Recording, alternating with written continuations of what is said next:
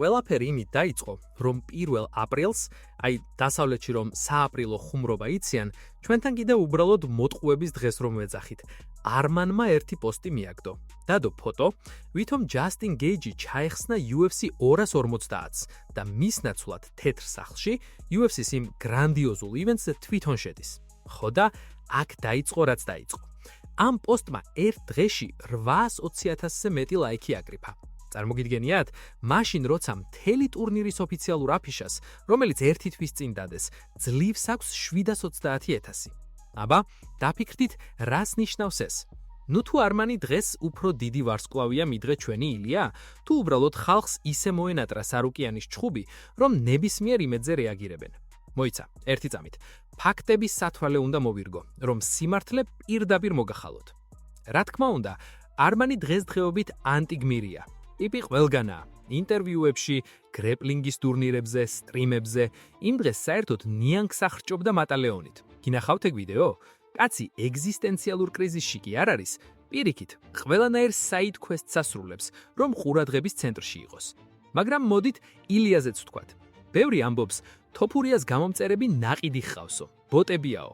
კაცო, ბოტი კი არა, ილიას ოქტაგონზე გასვლის სიმღერა მთელმა მსოფლიომ იცის. ეგ უკვე მემია, ეგ უკვე კულტურაა.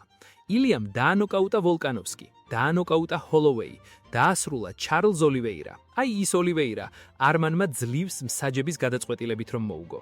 ბევრს გაუკვირდა UFC-ს ახალ თამაშზე ილიას ნაცვლად ალექს პერეირა რატომ არისო. ჩემი აზრით, აქ ყველაფერი ფულზე და მოლაპარაკებებზე დაიყვენება. პერეირამ, აი იმ ჩამაჩამამ, ეთყობა ეგრევე მოვაწერა ხელი 8 ბრძოლიან კონტრაქტს და რასაც თავაზობდნენ დათანხმდა. ილია კი, როგორც ნამდვილ თავმოყარე კაცს შეეფერება, ნამცეძებზე არ მოდის.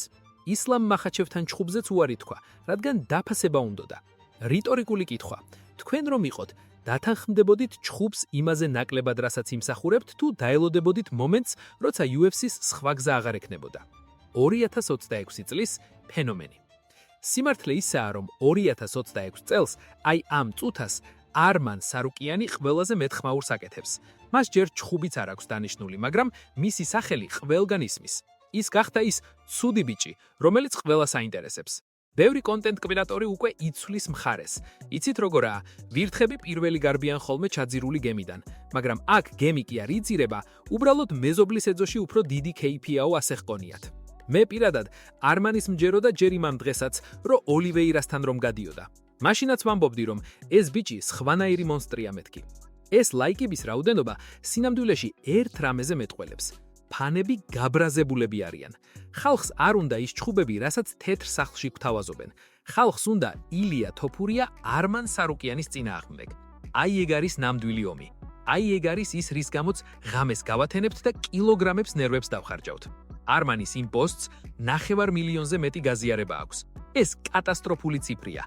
დანა ვაიტმა, ჰანტერ კემპველმა და მაგბიჭებმა კარგად უნდა დაფიქრდნენ. იქნებ სჯობს ხალხს ისმისცენ, რასაც ითხოვენ? მოკლედ, ჩემი აზრი ასეთია. ილია სტატუსით და მიღწევებით უფრო დიდი ვარსკვლავია, მაგრამ არმანი დღეს მომენტის კაცია. ის მართავს ინტერნეტს 2026-ში. თქვენ რას ფიქრობთ? ვინ გაიმარჯვებდა დღეს რომ ეს ორი ერთმანეთს დაეჯახოს? დამითერეთ კომენტარებში, ოღონდ არ დაიხოცოთ. ჯიგრულად ვიბაზროთ. მოდით ახლა ცოტა სერიოზულად შევხედოთ ამ ამბავს. ერთი წამით, ფაქტების სათვალე უნდა მოვირგო, რომ სიმართლე პირდაპირ ყოველგვარი შელამაზების გარეშე დაგანახოთ. მზად ხართ? აი დავიწყეთ.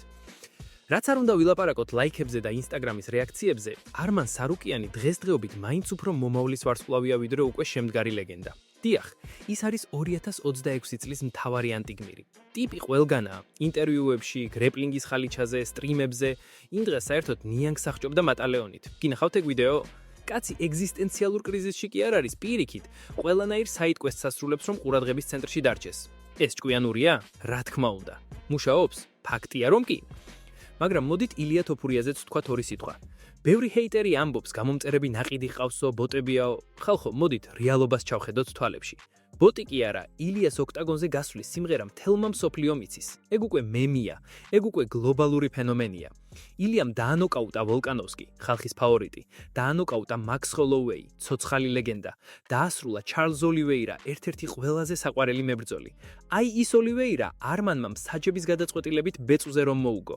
არმანს ისი არ დაუსრულებია ჩარლზი როგორც ეს მატადორმა გააკეთა. აი აქ არის განსხვავება კარგ მებრძოლსა და ნამდვილ სუპერვარსკვლავს შორის. რიტორიკული კითხვა. თქვენი აზრით მხოლოდ ლაიქების რაოდენობა განსაზღვრავს მებრძოლის სიდიდეს თუ ის თუ როგორ დუმს დარბაზი როცა შენი მეტოქე იატაკზე ეცემა? პირადად ჩემთვის ცოტა უცნაურიც კი იყო როცა გავიგე რომ UFC-ს ახალ ვიდეო თამაშზე ილია თოფურია ყდაზე არ დასვეს. მახსოვს მაშინ ალექს პერეირაზე ვლაპარაკობდით როგორ იღებდა ფოტოებს ყდისთვის. რატომ არ არის იქ ილია? შეიძლება იმიტომ რომ პერეირა თავისი ჩამათით უფრო ადვილად დატახდა პირობებს? თუ იმიტომ რომ ილიამ როგორც თავმოყარე ჩემპიონმა უბრალოდ უარი თქვა იმ ნამცეძებზე რასაც ორგანიზაციას თავაზობდა. მისმა მენეჯერმა მალკავამაც ხომ თქვა, ილიამ არ მიიღო ის შეთავაზება, რაც ისლამთან ჩხუბისთვის მისცესო. ეს ჰეიტერობა კი არა, ეს რეალობაა. ილიამ იცის თავისი ფასი. ის ხედავს როგორ გიждდება მასზე ახალგაზრდა თაობა, როგორ ყიდულობენ ბავშვები მის მაისურებს. პერეირაც დიდი ძალაა, რა თქმა უნდა, მაგრამ თოფურიას ყდაზე ყოფნა გაყიდვებს კოსმოსში გააფრენდა. თუმცა, სანამ ილია ფასზე ვაჭრობს, არმან სარუკიანი დროს არ კარგავს და ნელ-ნელა აშენებს თავის იმპერიას. ის ახლა მშენებლობის პროცესშია და უნდა ვაღიაროთ ფუნდამენტი საკმაოდ მყარი გამოსდის. მოდით ახლა იმაზე ვისაუბროთ, რაც კულისებში ხდება. იცით რა არის ყველაზე საინტერესო? ის თუ როგორ იცვლიან მხარეს ექსპერტები და კონტენტ კრეატორები. როგორც კი ქარი სხვა მხრიდან დაუბერავს, ეგრევე იწყება ნავის მიტოვება. ჩვენთან, ჩემს მხარეში, ვენესუელის იმ ველებში, სადაც მე გავიზარდე და სადაც მეცხოველეობა მთავარი საქმეა, ასეთ რამეს ღობის გადახტომას ვეძახით. გადახტები მეზობლის ეზოში, იმიტომ რომ იქ ბალახი უფრო მწვანე გეჩვენება. ხო და ახლაც ბევრი ხვდება, რომ 2026 წელს ციფრებსა და ინტერნეტ ხმაურს არმან სარუკიანი აკონტროლებს. დაფიქრდით. სხვა ვინ აკეთებს ამ ხელახმაურს? ჯასტინ გეიჯი? თავისი იმ ბარის ჩხუბის სტილით? თუ ჩარლს ოლივეირა, რომელმაც BMF ტიტულისთვის ბრძოლაში ბევრი იმედგაცურებული დატოვა. ვოლკანოვსკიც კი, მიუხედავად იმისა, რომ დიეგო ლოპეს ნამდვილი მასტერკლასი ჩაუტარა, მაინც ვერ ქმნის იმხელა აჟიოტაჟს, რამხელასაც დღევანდელი ანტიგმირი. ვინც ამას ვერ ხედავს, ალბათ თვალებზე ხელი აქვს აფარებული ან უბრალოდ სხვა მხარეს იყურება, რომ სიმართლეს არ შეეჩეხოს. ავტორის ფიქრები. ხანდახან მგონია, რომ UFC-ს სამზარეულოში ვიღაცა სპეციალურად უყვარს ამ დრამის გაღვივება. განა მართლა ვერ ხედავენ, რომ ხალხი ითხოვს ამ დაპირისპირებას? თუ ეს ყველაფერი დიდი გეგმის ნაწილია, რომ უფრო მეტი ფული მოხიბლონ. არმანი კი დროს არ კარგავს. ის ასრულებს ეგრეთ წოდებულ მეორე ხარისხოვან მისიებს. ხან საჩნდება, ხან ვისეჩხუბება ოქტაგონის მიღმა, ხან რა სკანდალში ეხვევა. გახსოვთ ის ამბავი ჯორჯოპულოსთან? ან ის ვიდეოები, სადაც ყველანაირ გიჟურ გამოწვევასთან ხმდება? აი ეს ქმნის ხმაურს. დანა ვაიტი, ჰანტერ კემბელი და მიკ მეინარდი ახლა ალბათ ხედან თავიანთ კაბინეტებში და ფიქრობენ, ეს ბიჭი მგონი მართლა მიხვდა როგორ უნდა გახდეს ვარსკვლავი ამ სპორტში. რა თქმა უნდა, ბევრი ახლა გადმოხდება ჩვენს მხარეს. მე გეტყვით, უკანა ვაგონებში ადგილი კიდევ არის. ჩვენ ვინც არმანის გვჯეროდა ჯერ კიდევ იმ დროიდან სანამ ის ოლივეირას შეხვედროდა, წინა რიგებში ვზივართ. გახსოვთ ჩვენი პრევიუები და ანალიზები? მაშინვე ვამბობდით, რომ სარუკიანი დომინანტი იქნებოდა. მიუხედავად იმისა, რომ ჩარლზი ჩემი ერთ-ერთი ფავორიტია, უნდა ვაღიაროთ სიმართლე. იმ ბრძოლაში არმანმა აჯობა. კი, ბოლო წამებზე გილიოტინაში ან სამკუთხედში კი გაეხვა, მაგრამ მთლიანობაში მან კონტროლა სიტუაცია. ის ჩუმად, ნელ-ნელა ყოველგვარი ზედმეტი ყვირილის გარეშე მივიდა იქამდე, სადაცახლაა.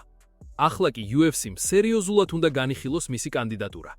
ის უნდა იყოს თეთრი ხაზის შოუს ოფიციალური შემცვლელი. ის უნდა დაუპირისპირდეს იმ ივენთის გამარჯვებულს, რაც არ უნდა მოხდეს.